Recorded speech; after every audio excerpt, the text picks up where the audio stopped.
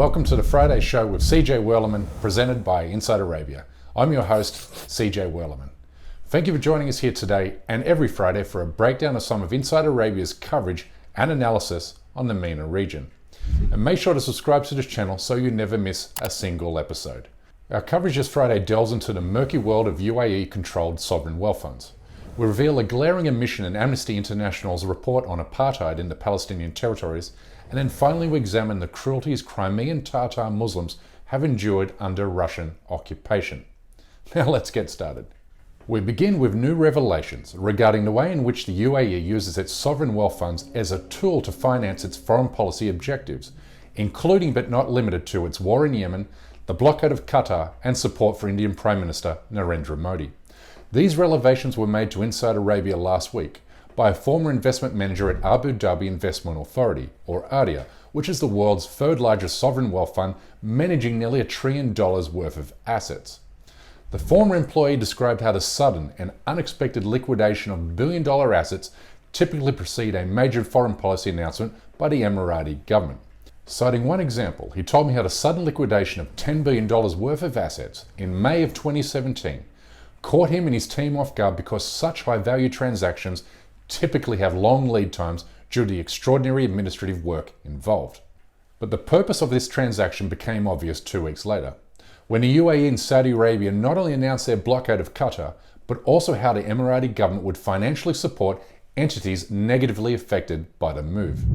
In another example, he observed how Indian Prime Minister Narendra Modi's 2019 visit to the UAE, where he was awarded the Order Zayed, was immediately followed up by ADIA ploughing money into Indian equities, real estate and infrastructure. The former employee says that when ADIA invests money into a country, it's really signaling its investment in that country's political leadership. These transactions are motivated more by geopolitical objectives than a straightforward return on investment. Essentially, ADIA operates as a war chest for the Emirati government, allowing it to not only raise money quickly for kinetic military campaigns, but also to curry diplomatic and political favour from its allies, including the United States, where the Emirati lobby's reach and influence has attained eye-popping levels. With a recent report revealing how the UAE has doled out more than $132 million in lobbying services since 2011 to secure its interests in Washington DC, making it the largest spender among Middle Eastern countries. We shift now to Ramona Wadi's new article, in which she credits Amnesty International for raising awareness of Israel's system of apartheid in the occupied Palestinian Territories, while at the same time rightly calling out the human rights group for exonerating Israel's colonial violence under the pretext of its so-called right to exist. You see, when it comes to human rights and international law, human beings have a right to exist, not nation states, which is why Wadi slams Amnesty for emphasizing Israel's illegitimate right to exist, which contradicts the Palestinian people's legitimate right to anti-colonial struggle, as enshrined in international law.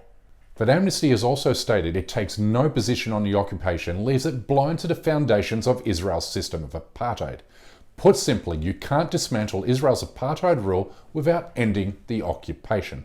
Finally, we come to my most recent article, which explores how the Russian invasion of Ukraine has sparked renewed fears for Crimea's Tatar Muslims, who were expelled from their homeland and almost annihilated as an ethnic religious minority by the Soviet Union in the 1940s, after Joseph Stalin falsely accused them of being Nazi collaborators. The Tatars returned to Crimea after the collapse of the Soviet Union in 1991. But Russia's invasion and annexation of the peninsula in 2014 has made them the target of persecution once again. With the United Nations warning in 2017 that the Tatars' access to basic human rights had significantly deteriorated under Russian occupation. Russian authorities have closed and demolished mosques, banned Islamic books, and in 2016 they shut down the elected body of the Crimean Tatars, a democratic institution meant to convey and resolve their issues with the Ukrainian government. The recent invasion of Ukraine has exacerbated their fears because 10% of the Tatar population had fled from Crimea to the Ukraine city of Kherson during recent years, a city that became the first major target to be conquered and occupied by invading Russian forces last month. In fact, the very first civilian killed in Kherson was a 17-year-old Tatar Muslim boy. Needless to say, the future of the Tatar Muslim community is inextricably tied to the outcome of this war.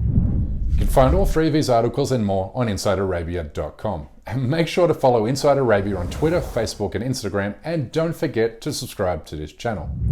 That's my time for today. This has been the Friday Show with CJ Werleman. Thank you for tuning in, and I'll see you next week, same day and same channel.